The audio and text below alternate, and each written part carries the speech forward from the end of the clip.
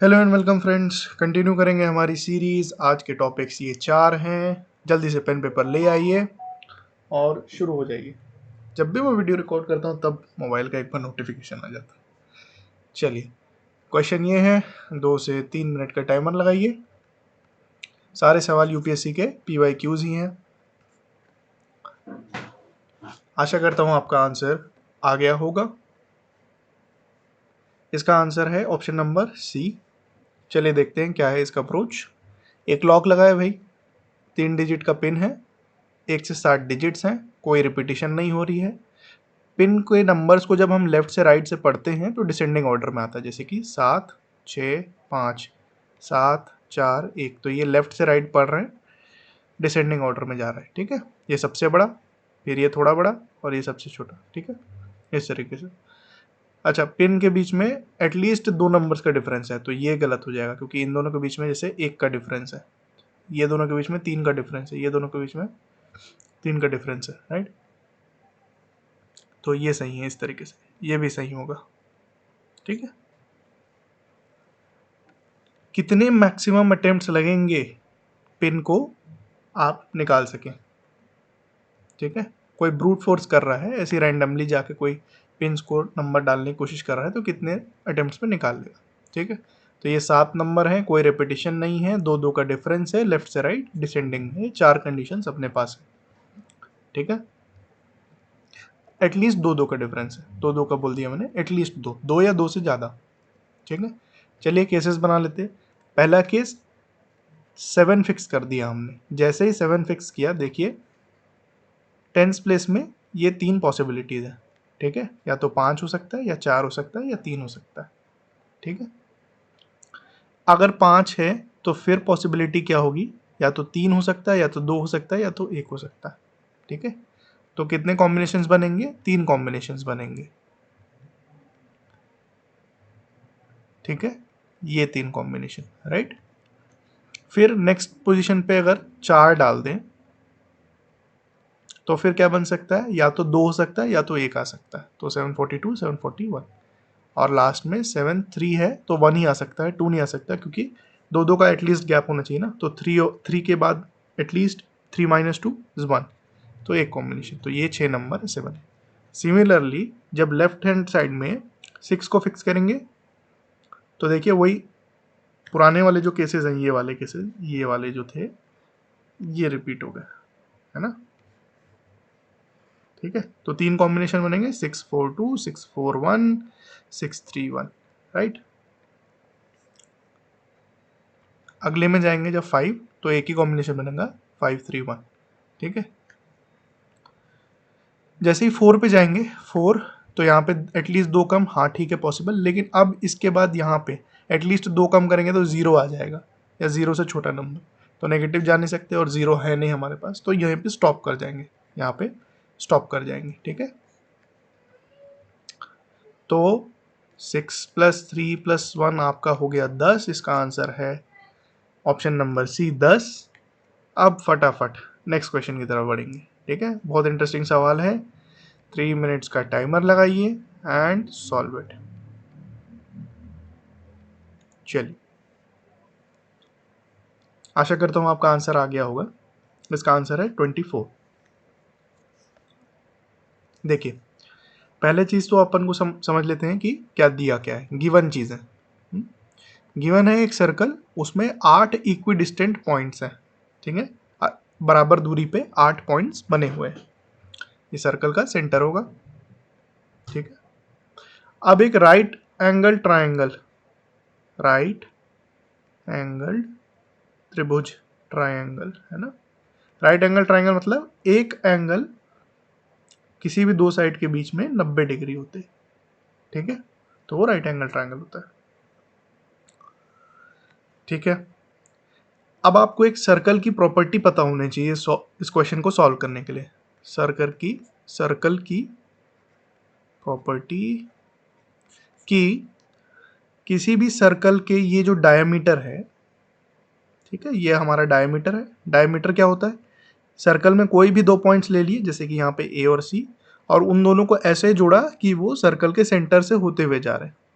ठीक है, तो इनको डायमेट्रिकली ऑपोजिट पॉइंट्स बोलते हैं। ए और सी एक दूसरे से डायमेट्रिकली ऑपोजिट पॉइंट।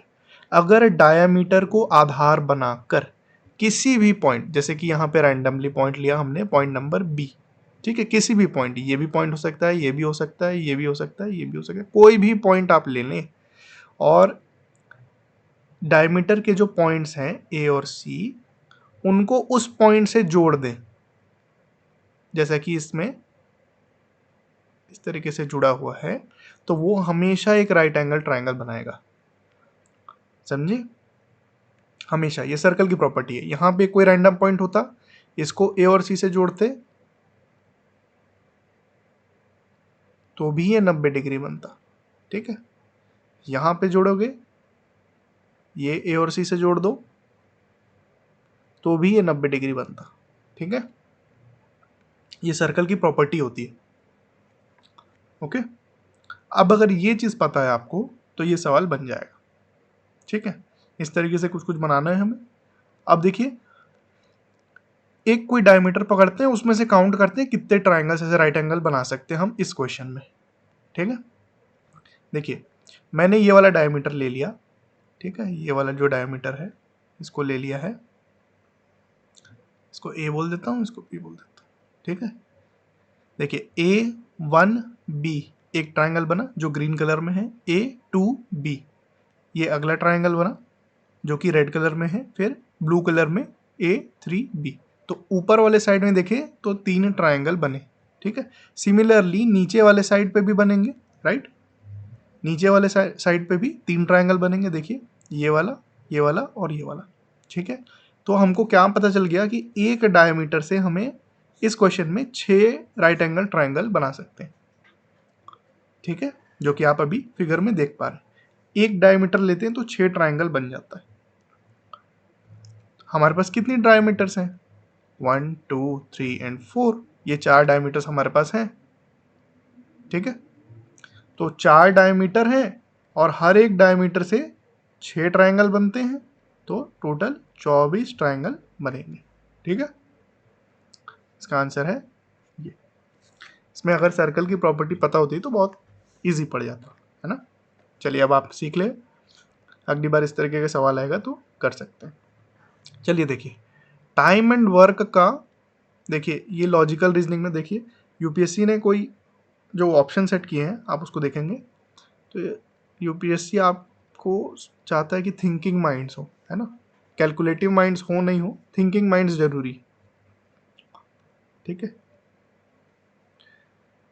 क्वेश्चन को फटाफट पढ़ेंगे, 2 से 3 मिनट टाइमर लगाएंगे एंड सॉल्व इट।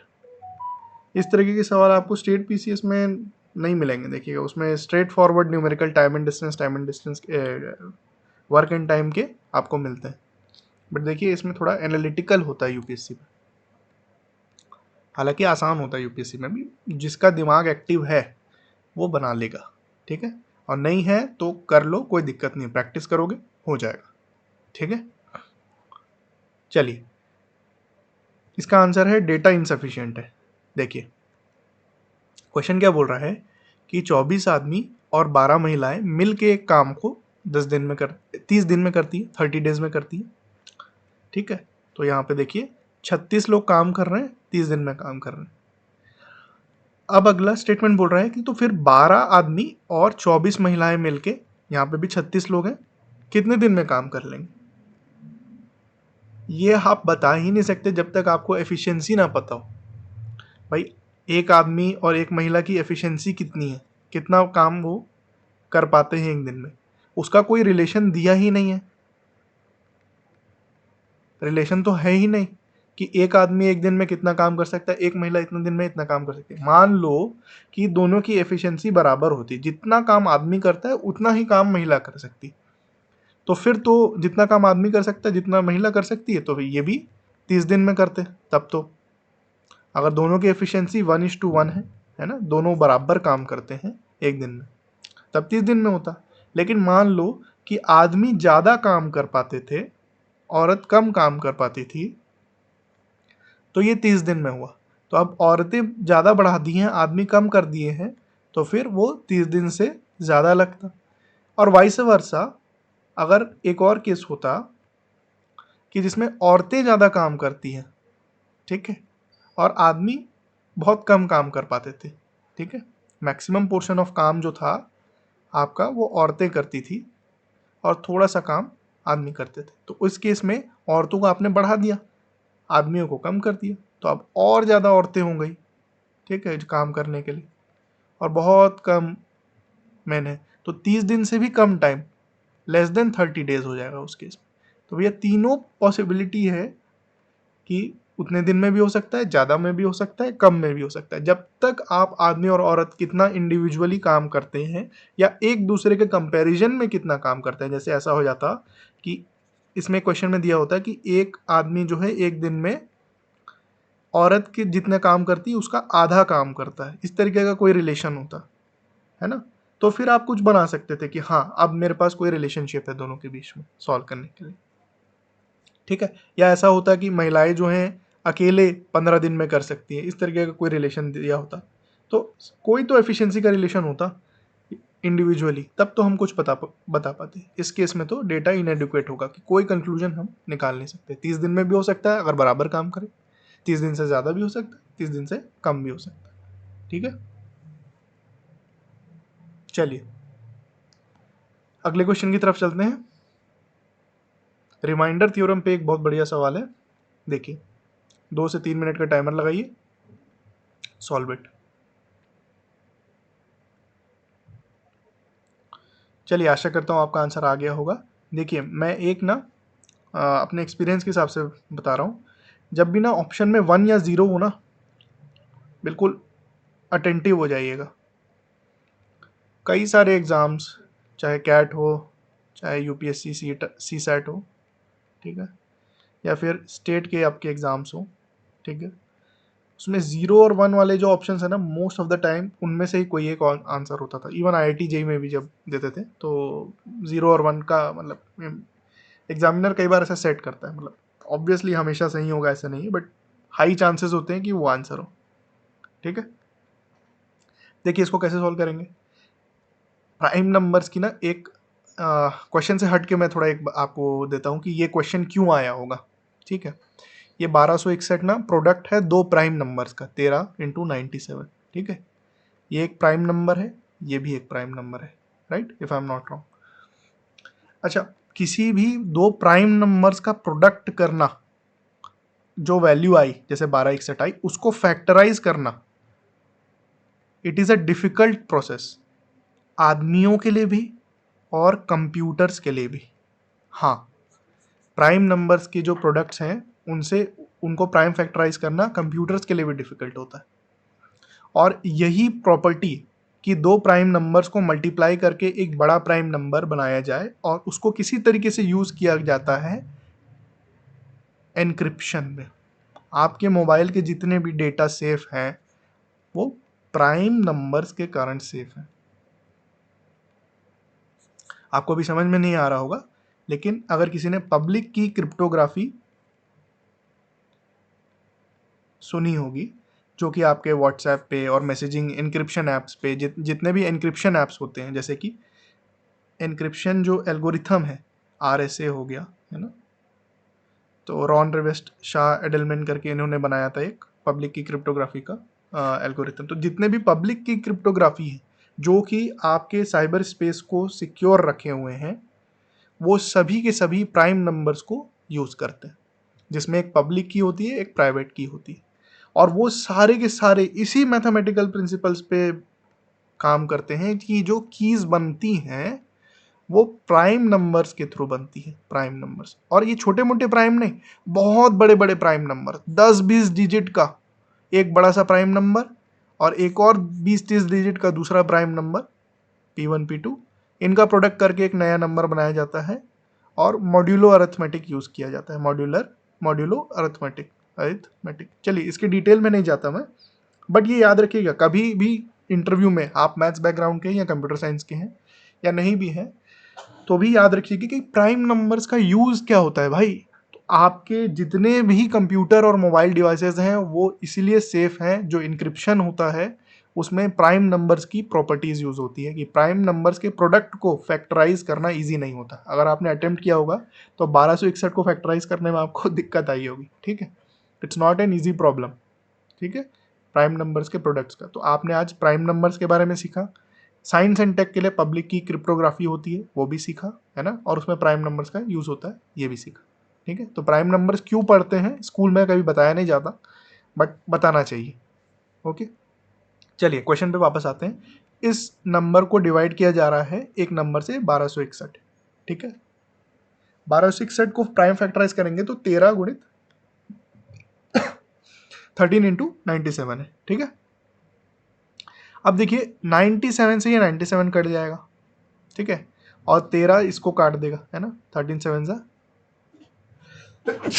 सॉरी 13 7 सा 91, ठीक है। तो ये जो पूरा बड़ा नंबर है ना, ये तो डिवाइड हो जाता है भाई, 1261 से तो कंप्लीटली डिवाइड हो जाएगा, है ना।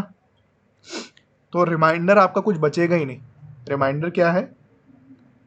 0, ठीक है, क्योंकि पूरा जो नंबर है वो डिवाइड हो जाता है इससे। फाइन, चलिए चलिए आज के लिए इतना ही। Please keep practicing. कंसिस्टेंसी की अपनी एक वैल्यू होती है, जितना आप कंटिन्यू प्रैक्टिस करेंगे उतना आप बेटर इक्विप्ड होंगे सीसैट को टैकल करने के लिए, ठीक है। जिन्होंने भी सब्सक्राइब किया है आपको बहुत बहुत बहुत धन्यवाद।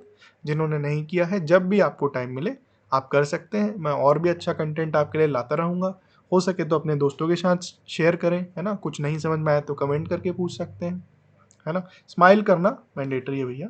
और वीडियो के डिस्क्रिप्शन में यूपीएससी के सारे 2023 के सॉल्व क्वेश्चंस एंड आंसर्स हैं। यूपी पीसीएस के भी हैं और एमपी पीसीएस के भी अवेलेबल है, ठीक है।